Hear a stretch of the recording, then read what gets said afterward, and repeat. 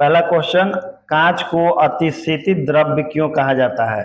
क्योंकि कांच में बहने की प्रवृत्ति होती है, जिसके कारण कांच के अवयवी कण एक दूसरे से काफी दूर दूर स्थित होते हैं, जिससे दो कणों के बीच दो कणों के बीच रिक्त स्थान होने के कारण उष्मा एवं ताप वायु द्वारा अवशोषित हो जाता है, जिससे कांच जल्दी ठंडा हो जाता है।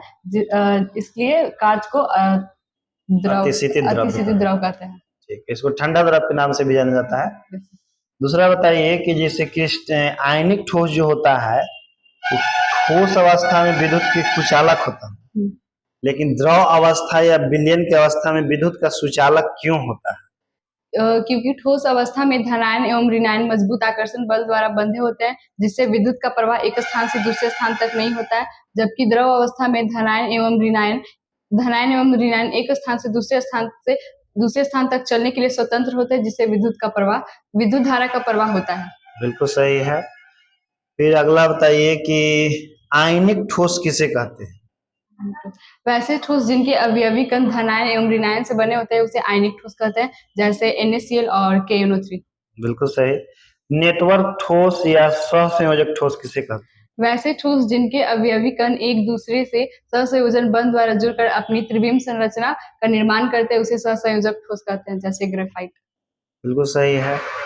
इसके बाद बताइए क्रिस्टलीय ठोस किसे कहते हैं?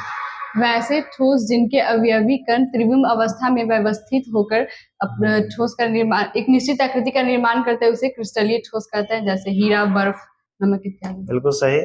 अक्रिस्टलीय ठोस किसे कहते हैं? वैसे ठोस जिनके अवयवी कण अनियमित रूप से व्यवस्थित होकर एक निश्चित आकृति नहीं बनाते हैं, उसे अक्रिस्टलीय ठोस कहते हैं। बिल्कुल सही है। आणविक ठोस कितने प्रकार के होते हैं? आणविक ठोस 3 प्रकार के होते हैं। कौन कौन? अध्रुवीय आणविक ठोस, ध्रुवीय आणविक ठोस और हाइड्रोजन बंध वाले आणविक ठोस। बिल्कुल सही है।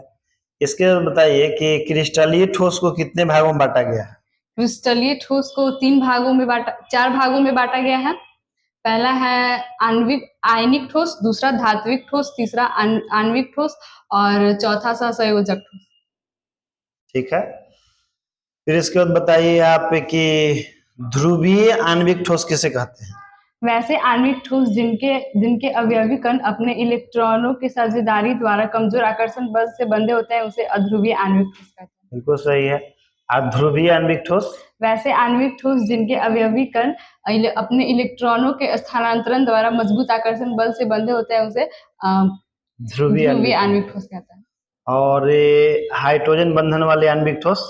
वैसे आणविक ठोस जिनके अवयवी कण एक दूसरे से हाइड्रोजन बंध द्वारा बहुक्रिस्टलीय ठोस किसे कहते हैं? हाइड्रोजन बंध वाले जिनके अवयवी कण भौतिक प्रकृति के होते हैं, जिन्हें सूक्ष्मदर्शी की सहायता से देखा जाता है, उसे बहुक्रिस्टलीय ठोस कहते हैं। बिल्कुल सही।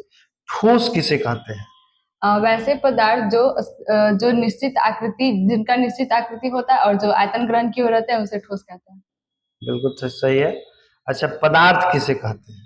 जो आयतन ग्रहण की ओर रहता है, जिसमें द्रव्यमान होता है और जो अवरोध उत्पन्न करता है, उसे पदार्थ कहते हैं। बिल्कुल सही है। क्रिस्टलीय ठोस के कोई 3 गुण बताइए। क्रिस्टलीय ठोस के 3 गुण। क्रिस्टलीय ठोस के अवयवी कण एक दूसरे के सापेक्ष एक निश्चित द्विग विन्यास में होते हैं और इनका द्रव्यनांक और क्वथनांक निश्चित होता है और ये विद्युत के कुचालक होते हैं।